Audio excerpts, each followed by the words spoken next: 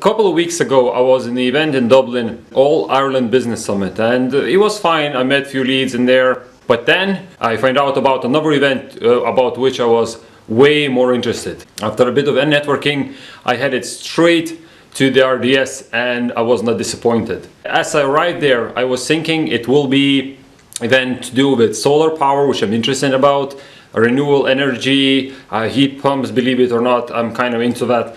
As I arrived, I realized that there is a separate room dedicated to electric cars. I was so excited, I spent most of my time there. I test drove the new Zoe. Unfortunately, none of those I was able to film during my test drive because it's a little bit complicated. You have to get permissions. But anyway, that's kind of in the process right now.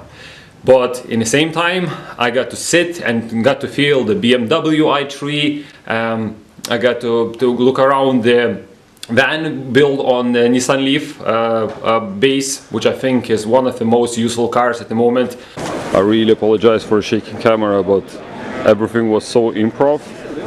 I couldn't really get everything set and get all the footage I wanted.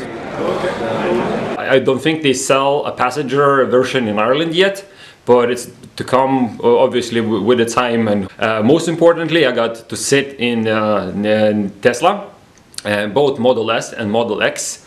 And where previously I was super fan just because of the design of the Model S, when I really got to sit in both of them, I'm kind of swinging towards Model X.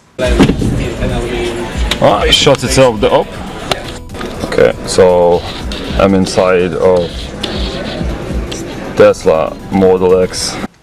But in reality, these cars are kind of out of my price range.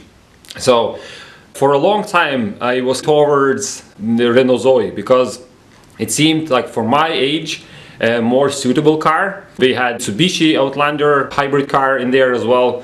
They had interesting concept where Renault made electric quad and they made it into a little car called Twizy. Price is about 10K. So if you really don't think about bad weather, it's not really a bad idea. I also test drove Austrian invention, electric scooter. It's a really interesting collaboration. Engines are made by Bosch in Germany, electric batteries is made in France, and it's built in Austria. And it's being distributed by e-mobility guys in Limerick, and they are main suppliers for UK and Ireland. So I really like that scooter. Hopefully, if everything goes well, I'll be able to test drive it and do a proper video about that. A solar panel. But that solar panel, the most benefit I got is got some introductions to people who could allow me to do a proper reviews of electric cars. We'll see basically where it's gonna go. Now, Renault does not do rentals for the batteries anymore. They tried it did not work out. So they basically went back to the drawing board, came back with a better range and with the better finance options, which they are not disclosed yet, so I was not able to get those figures as we speak. Nissan solution to the electric van problem is really good, and that's another vehicle which I probably would, if I could afford that car at the moment, I'll be swinging between the Zoe. I like the Zoe's looks, I like the way it feels, it kind of fits my age at the moment and status. But Nissan, if you could get the passenger vehicle, like a little minivan, would serve a lot of utilitarian problems. And the electric cars is quite a new thing, and it will take time before they will be more accessible to the second-hand market. And even there are some really cheap Aixam, it's a French company which makes utility vehicles. There are two-seater cars which maybe makes 40-50 kilometer range. Kind of, you almost think it would be worth waiting a little bit longer, so more Zoes and Leafs are available. Like Leaf, it looks nice, it's really fast. When I just drove it, I was really surprised how fast that car was. But at the same time, it kind of feels, I don't know, the Leaf, as I said, it looks nice, it's really fast, it makes sense, but the design, it's, I don't know, the only one maybe, the black color looks kind of okay, but everything on black looks good. So I would recommend highly to check out their next year event, because it was free to attend. if you're into technology, into renewable energy, it's a must-go event, and you should really go there and to check them out next year. Enjoy the video, and YouTube, we'll see you soon. Guess which car I'm inside of? BMW! All electric! Oh yeah. I've been following electric car technology for a long time. And it was scary a little bit because a lot of big manufacturers decided maybe it's not time yet to start going into a game.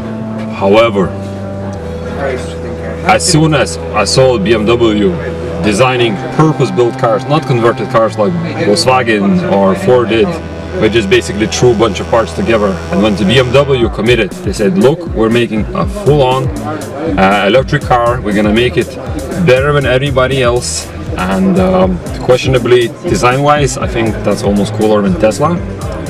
And once I saw that, I said, like, that's it, the electric car technology is there, and electric cars are going to stay.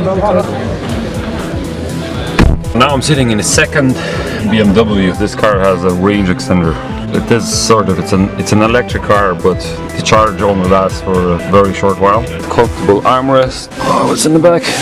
And there's actually still space in the back. 1.94 m. That's the future of the car design. You can almost guarantee that a lot of manufacturers are gonna go that route. I'm a bit gutted I came late to this energy event. I would have loved to spend the entire day here, just talking to people, talking to the manufacturers. I spent first half an hour just talking randomly to everyone. Everybody came here sort of to do business, but in the end everyone just talking to each other because everybody just loves cars, sustainable energy, electric cars, electric bicycles, and everyone's just fascinated by the technology. Jeans-like material on your door.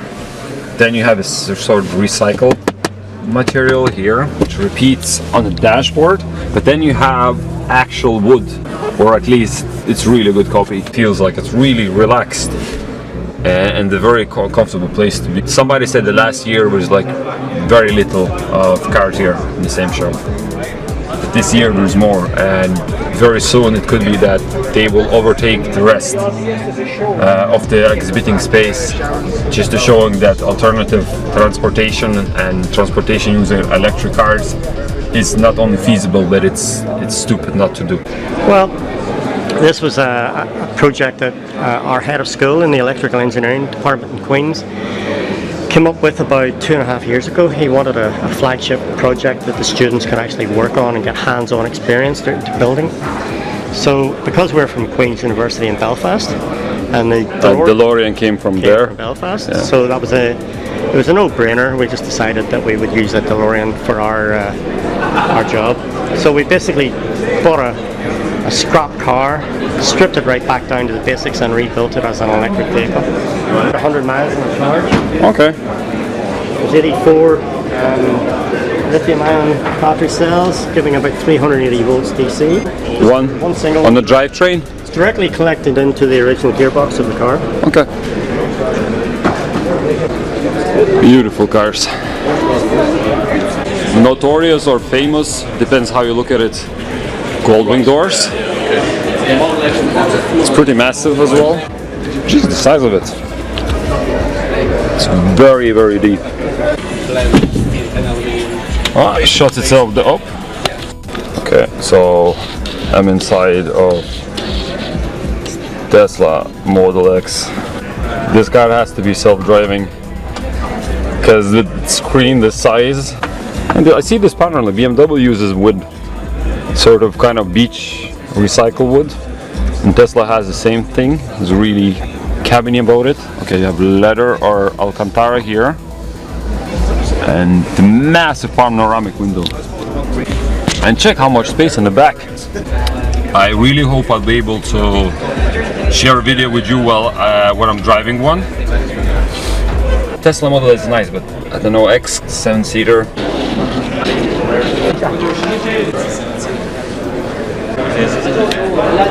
I'm inside of Renault Zoe right now. Technically, this is a quad bike, and maybe that's the reason there is no windows. The windows are available aftermarket. We're going to the city to work are very short commutes. Thing of driving a scooter, to be honest, and it seems to be gonna be way more comfortable than that. You have the seat. Okay, it's all the way back. It's more than enough, and probably gonna still have some space in the back. I'll try to sit in it as well. It's a really cool concept. I really admire that Renault tried something new. This would make sense for a lot of applications, for delivery vehicles, for short commute. It's a lovely concept. I actually like it. Sitting in the back of the Renault Twizy. Do you know what? Technically you could drive in it. Oh, how cool would that be if to get Renault Twizy as a company car for Two Fair Info? You will get a lot of attention, I can guarantee you that. And when I drove it today, again, it drives like any normal car. The equivalent of speed, I would say maybe 1.4, 1.6. Well, it was limited for the eco mode, but it was very nifty. And you know, with the range is increasing all the time. Like for example, now you could make trip from Limerick to Dublin, charge her up in Dublin and go back. So it's obviously increasing. And if you're going for Galway or if you're going for Cork, you would be able to do it on a single charge. How much is the one charge money wise? 4 to 5 euro to charge it from 0 to 100%. 4 to 5 euro. Yeah, yes. Depends on your supplier. Yeah, no. So basically, if this car does 200 something kilometers, you can get it for 4 euro to Cork and back. Yeah. You know what, Boss Irene, you're in trouble. Okay. I really apologize for a shaky camera, but everything was so improv. I couldn't really get everything set and get all the footage I wanted. But this is Nissan Leaf, which is actually a van. And it's called END 200. It's good that they start offering different options for electric cars. You have very expensive Teslas. You have Nissan Leaf for a family, or a Renault Zoe for a young fellow like me. Then you have, when you start making some money, BMWs and Volkswagen. In order to really get the economy of scale for all the technologies going, you need large contracts, and the large contracts usually come from the businesses or for government institutions. I'm currently sitting in a Nissan van, which also can be a people carrier, and you know, it feels like a normal van. Again, I would love to be able to test drive it someday. If you can buy a van, that means you can do deliveries. City councils could buy those cars. The post office can buy those cars. All the new cars bought would later be released into second-hand market, therefore allowing for a lot of people who would not be able to buy a new electric car to afford electric car. As it all happens, it all feeds itself. So the more cars in second-hand, the more cars to be repaired, the more people drive it, more people accept it, and eventually I think there will be so many electric cars that they will have to increase petrol price. And now petrol price, as you may see, is actually increasing. The oil price is not decreasing, by the way. Oil price is pretty much the same and actually dropped. But what government, I don't know, is it in the EU level or in Ireland, the local-ish country level does, they're basically increasing the tax. So we don't actually feel the decrease in the cost of the fuel, and in the end the cost of the fuel is actually slowly increasing. But what that means is that the trend is clear. Petrol will become more expensive, electric cars will become cheaper, and as it all happens, the more people want electric cars, the more new cars bought, the more second-hand cars are there. So people who are buying second-hand cars will be buying them at the prices they can afford. For example, there is this island in UK which is totally energy sufficient. They produce so much renewable energy that they are thinking how can they use it for some other things, and one of the things they start doing is using their own electric cars, which they charge up with energy produced on that island. Because they have leftovers of it, can produce enough renewable energy which they can then used to power up the cars. People don't have to buy the petrol. And don't forget, if you're living in remote locations, to transport that fuel to you is expensive. You need to use truck. And electricity can be produced on demand. When I'm buying a house, the first thing for me will be like, will I be able to have a windmill, and will I be able to have solar power?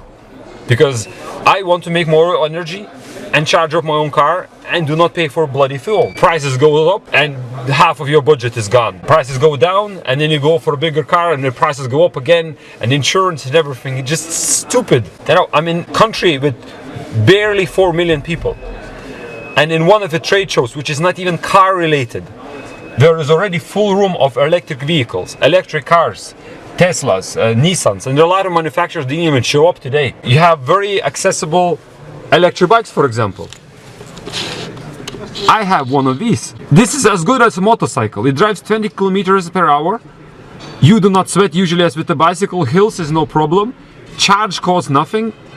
If somebody thinks that the battery technology is scrapped, I have old lithium polymer battery. I'm a third owner. The bicycle is nearly 10 years old. It still holds a charge. It obviously doesn't do the full range on it. Obviously it's not as powerful, but it still holds a charge. Thank you for watching. Please subscribe, share. We're trying to improve slowly with our production value and everything, so support would go a really long way. Hopefully we'll be able to do a video of the e-mobility scooter. Also, please check out another video which I've made to do with electric power, a test drive of hoverboard. It's been made last year, but still there's few things you maybe would like about that review. Thank you and goodbye.